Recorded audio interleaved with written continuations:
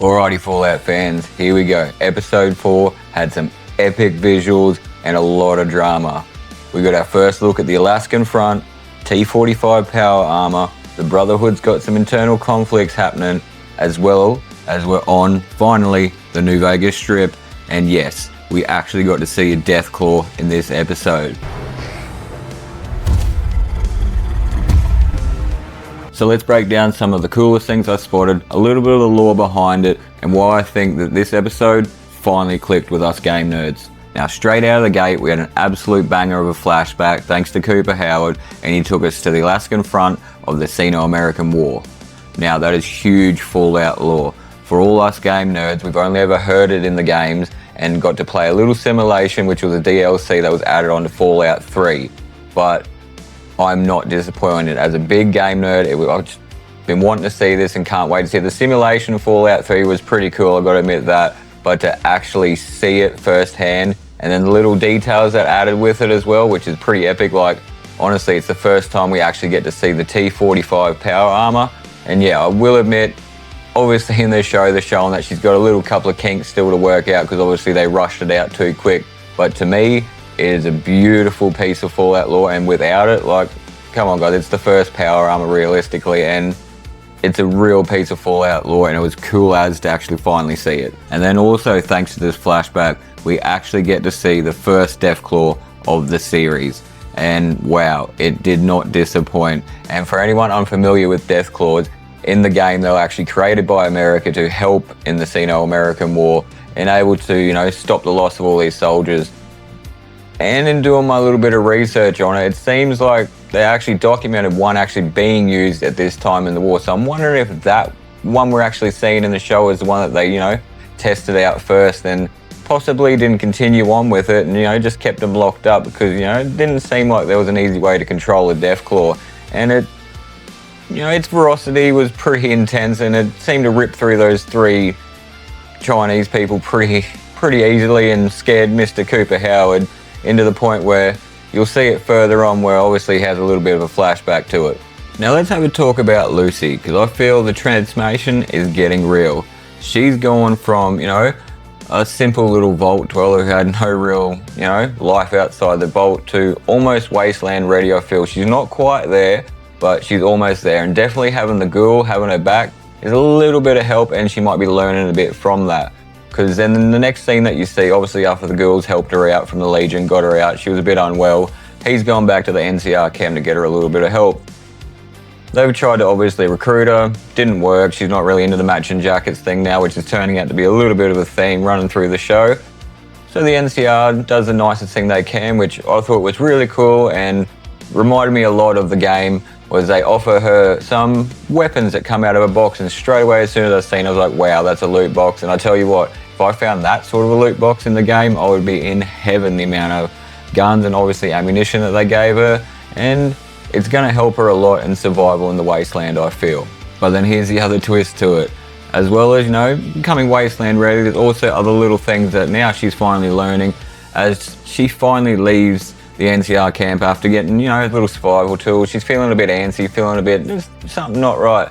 And the ghoul actually works out that because Lucy's been hooked up to a drip of Buffout for 2 days, which in the Fallout world is actually like a sort of an enhancement it's an enhancement drug really, and it helps with your strength and endurance. And I'm not too sure how it works in the game, but it seems like Lucy being hooked up to it for 2 days to get better has somewhat got addicted to it, which normally happens. I can't really say much myself. I think my fella in in New Vegas is actually addicted to Buffout himself, because I'm not too bad in the game to use, especially if you're running through raiders. But back on task, she's addicted to Buffout, and she doesn't really want to go through a detox, because it's going to take too long, because she feels she's almost close to her dad. So the ghoul helps her out and gives her a bottle of Buffout. So now we've got Lucy's addicted to Buffout, and then the next coolest thing is, I think she might have embraced it a little bit, and she slays 8 ghouls by herself. And then that's the next little detail I find that's really cool. As they're heading up towards the strip, obviously the details are going to be a little bit different from the game because they can't be exactly right, but as she's walking up to the strip, they stumble across a couple of ghouls. And these ghouls are actually from the new Fallout New Vegas game. They're a gang that used to be in the game, in Freeside, and they used to hang out at an Elvis impersonator school, and they were called the Kings. And you can definitely see on the back of one of the jackets of the girls it says the Kings. And Lucy, you know, being a little bit addicted, probably buzzing a little bit, tries to go in the normal way and communicate with one of the girls. He doesn't want to listen. She blows his leg off, and next thing you know, Lucy goes into a full blood frenzy and slays 8 girls by herself. But the cool thing is these girls, realistically, it's 15 years it's been since the Fallout New Vegas game. So I'm wondering what happened in that 15 years to the game to actually turn them into ghouls. Because the final ghoul that she kills happens to be having a guitar on his back and a white jacket. Now, in the game, that was actually the leader of the gang called the King. Now, one thing I want to know is if they're pulling all this game lore into it, is where's Rex? Rex was a little robotic dog that you got off the King for a mission to go help Rex out and get him a new brain. And to me, honestly, Rex was one of the best companions other than Booney. I'd love to have old Rex and Booney with me at the same time in the game because they were really epic. But no, I would like to see if they actually bring Rex into this game, seeing as they're pulling a lot of game lore into it. If they could pull Rex into it, I'll be really happy. So let's vote Rex into the new season. Come on, guys. And now the Brotherhood. Yeah, it finally happened. Maximus is going back to sort of answer for what he did for Xander, but sort of something happened, and it ended up that Thaddeus is helping out Maximus now, and everyone at the moment still thinks that Xander's alive, because Thaddeus might be in Xander's power armor suit pretending to be Xander.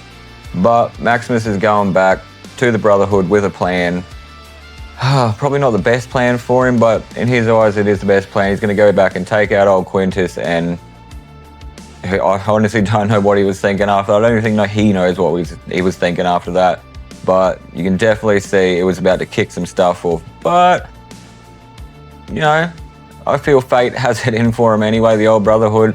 And it ends up being that the actual leaders from the other factions, you know, they're a little bit sneaky. And they've come through and tried to talk to Xander, even though they don't know that Thaddeus is actually in the suit pretending to be Xander.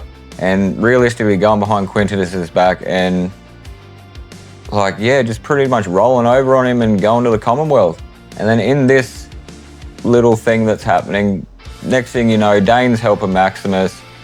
The relic gets stolen. Everything gets kicked off. Old Coronado ends up copping it in the face with a knife. Things are getting hectic, and by the looks of it, the Brotherhood is actually breaking down now internally, which I guess everyone could see coming, because it's not like they were really a brotherhood. You're factions like that and you're all against each other. Internally, there's going to be a power struggle unless you could all be united under one banner, which we don't see what's happening. But by the looks of it, Maximus and Thaddeus got out of there.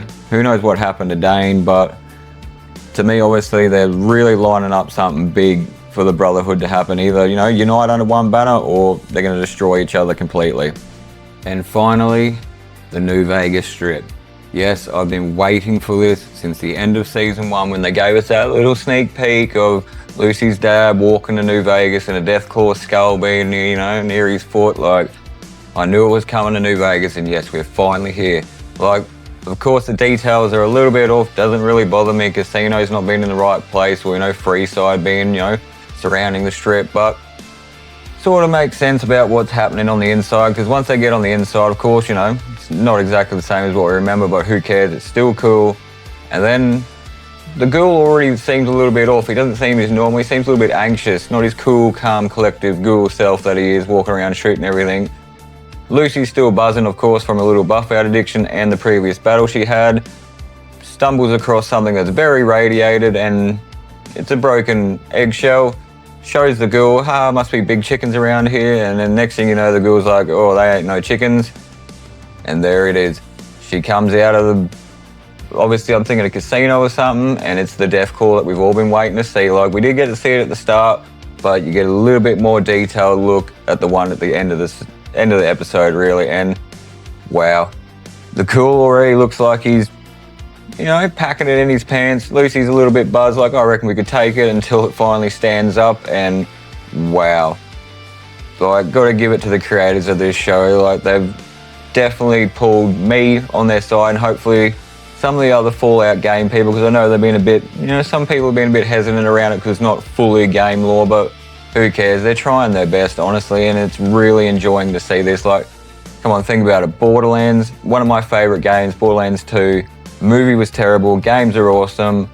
You got to give them this one. This show is actually trying to bring a little bit of the Fallout lore from the games into the show, and you got to give them props for that. They're doing really well at it, and I can't wait to see more of this strip. Like, what's happened on it, because obviously there's no people around. The Securitytron droids are all destroyed. That's a big one for a start. Like, is Mr. House still up in the Lucky 38? Like, what's cracking? I think this episode really opened up this season into what's gonna happen. You got Maximus on the run. You got everyone's just hit the strip. Like, we didn't get to see what happened with Lucy's dad in this one, but you know, obviously he'll catch up in the next one. But wow, we're finally on the strip, and I can't be more in love with this show than any show at the moment. Now, if you couldn't already tell from this video, I absolutely love this episode. I feel that the creators are really getting into the Fallout game lore, and we're getting a lot more fans, and they're really ramping up to something really cool. But I want to hear your thoughts at home. Did you love episode 4? What was your favorite thing out of episode 4? Drop it down in the comments below and I'll get back to you. And I'd just like to say quickly, thank you to all my subs for liking and watching my videos. I love yous all. And anyone that's new that's watching that's made it this far, don't forget to like and subscribe. Maybe jump over to my channel and check out some of my videos. You might just like them. And as usual, I'll catch you on the next one.